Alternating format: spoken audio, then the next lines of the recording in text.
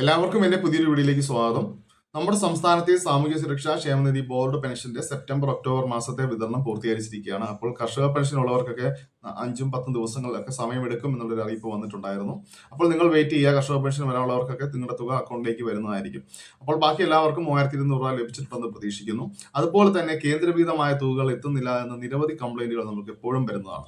അപ്പോൾ നിങ്ങളോട് ഞാൻ അന്നും പറയുന്നത് ഒരു DBTയുടെ ഒരു ഇഷ്യൂ കൊണ്ട് തന്നെയാണ് നിങ്ങൾക്ക് ആ തുക എത്താത്തത്.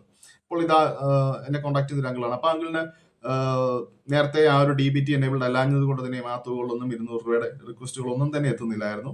അപ്പോൾ ഇവിടെ നമുക്ക് പോസ്റ്റ് ഓഫീസ് അക്കൗണ്ടിലേക്ക് മാറ്റി കൊടുത്ത സമയത്ത് ഇതാ ഇപ്പോൾ ആ 200 രൂപ അവിടെ എത്തിയിരിക്കുകയാണ്. അപ്പോൾ അതുപോലെ തന്നെ നിങ്ങൾക്കും ഈ ഒരു കേന്ദ്രവിഹിതമായ DBT ട്രാൻസാക്ഷൻ വഴി എത്തുന്ന തുകകൾ നിങ്ങൾക്കും അക്കൗണ്ടിൽ എത്തുന്നില്ല എന്നുണ്ടെങ്കിൽ നിങ്ങൾ ചെയ്യേണ്ടത് ഇത്ര മാത്രമേ ഉള്ളൂ. നിങ്ങളുടെ DBT എനേബിൾഡ് ചെയ്യുക. അതിനെപ്പറ്റി അറിയില്ല എന്നുണ്ടെങ്കിൽ നിങ്ങൾ ഒരു പോസ്റ്റ് ഓഫീസ് അക്കൗണ്ട് 200 രൂപയുടെ ഒരു സീറോ ബാലൻസ് അക്കൗണ്ട് നിങ്ങൾ ഓപ്പൺ ചെയ്യുക. അത് ചെയ്ത് കഴിഞ്ഞാൽ ഈ കേന്ദ്രവിഹിതങ്ങൾ നിങ്ങൾക്ക് അതിനകത്ത് തന്നെ വന്നോളും. ബാക്കി പെൻഷൻ വരുന്ന അക്കൗണ്ടിലേക്ക് ആ തുക എത്തിക്കോളും. കേന്ദ്രവിഹിതങ്ങളെല്ലാം ഈ പോസ്റ്റ് ഓഫീസ് അക്കൗണ്ടിലേക്ക് നിങ്ങൾക്ക് എത്തുന്നതാണ്. അപ്പോൾ അങ്ങനെ ചെയ്താൽ മതി. അത് മാത്രമേ ഇതിനൊരു സൊല്യൂഷൻ ഉള്ളൂ. അപ്പോൾ ഈ 200 രൂപ 300 രൂപ ഒക്കെ ലഭിക്കുന്നില്ല എന്ന് പറയുന്ന നിരവധി ആൾക്കാരുണ്ട്. നിങ്ങൾക്ക് ഇതൊരു മാർഗ്ഗം മാത്രമേ ഉള്ളൂ. അല്ലെങ്കിൽ ബാങ്കിൽ നിങ്ങളുടെ DBT എനേബിൾഡ് ആക്കാൻ ശ്രമിക്കുക.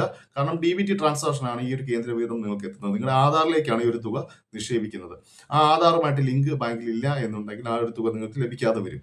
അപ്പോൾ അങ്ങനെയുള്ള പ്രശ്നങ്ങൾ നേരിടുന്നവർ നിങ്ങളൊരു പോസ്റ്റ് ഓഫീസ് അക്കൗണ്ടിൽ ഒരു സീറോ ബാലൻസ് അക്കൗണ്ട് ഓപ്പൺ ചെയ്യുക. അവിടെ ഓപ്പൺ ചെയ്ത് കഴിയുമ്പോൾ നിങ്ങളുടെ കേന്ദ്രവിഹിതങ്ങൾ കറക്റ്റായിട്ട് തന്നെ നിങ്ങളുടെ പോസ്റ്റ് ഓഫീസ് അക്കൗണ്ടിൽ എത്തുന്നതാണ്. അതിലും ഏറ്റവും എളുപ്പം നിങ്ങൾക്ക് ഉപയോഗിക്കുന്ന ബാങ്ക് നിങ്ങൾക്ക് DBT എനേബിൾ ചെയ്യാൻ സാധിച്ചാൽ, കാരണം പോസ്റ്റ് ഓഫീസിൽ കിട്ടുകയാണെങ്കിൽ പിന്നെ അത് എടുക്കാനായിട്ട് 200 രൂപയ്ക്കൊക്കെ പോകേണ്ടി വരും. പക്ഷേ അതിനും എളുപ്പം നിങ്ങൾ ആ ഒരു കാര്യം ചെയ്യുക. നിങ്ങളൊരു കാര്യം ചെയ്യാം, നിങ്ങൾ ഉപയോഗിക്കുന്ന ബാങ്ക് നിങ്ങൾ ബാങ്കിൽ ചെന്നിട്ട് അതിന്റെ KYC അപ്ഡേഷൻ ചെയ്യുക. DBT എനേബിൾഡ് ആക്കി തരാൻ പറഞ്ഞാൽ മതി. ആ ഒരു ബാങ്കിൽ അത് DBT എനേബിൾഡ് ആയി കഴിയുമ്പോൾ നിങ്ങളുടെ കേന്ദ്രവിഹിതവും ഓട്ടോമാറ്റിക്കലി അതിനകത്ത് തന്നെ വന്നുകൊള്ളും. അതുപോലെ തന്നെ നമുക്ക് ഇനിയും നിലവിലുള്ളത് നവംബർ ഡിസംബർ മാസത്തെ കുടിശ്ശികയാണ്.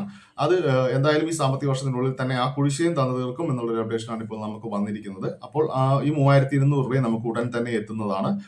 അപ്പോൾ നമുക്ക് ആ 2 ഗഡുക്കളിൽ എത്തിക്കഴിയുമ്പോഴത്തേക്കും നമുക്ക് 2024 എല്ലാ കുടിശ്ശികയും പൂർത്തീകരിക്കും. വീണ്ടും വരെ നമുക്ക് വരുന്നത് ജനുവരി മുതലുള്ളതാണ്. അപ്പോൾ ആ ഒരു 2 ഗഡു വിവരണം ഒരുപോലെ തന്നിട്ട് പിറ്റേ പ്രാവശ്യം 2 കൂടെ തന്നു കഴിയുമ്പോഴത്തേക്കും അതൊന്ന് ടാലി ആവുന്നതാണ്. അപ്പോൾ അങ്ങനെയൊക്കെ ആയിരിക്കും വിതരണം ഉദ്ദേശിച്ചിരിക്കുന്നത്. എന്തായാലും നമുക്ക് കുടിശ്ശികയായിട്ടുള്ള തുകകളെല്ലാം തന്ന് പൂർത്തീകരിക്കും ഈ സാമ്പത്തിക വർഷത്തിനുള്ളിൽ തന്നെ.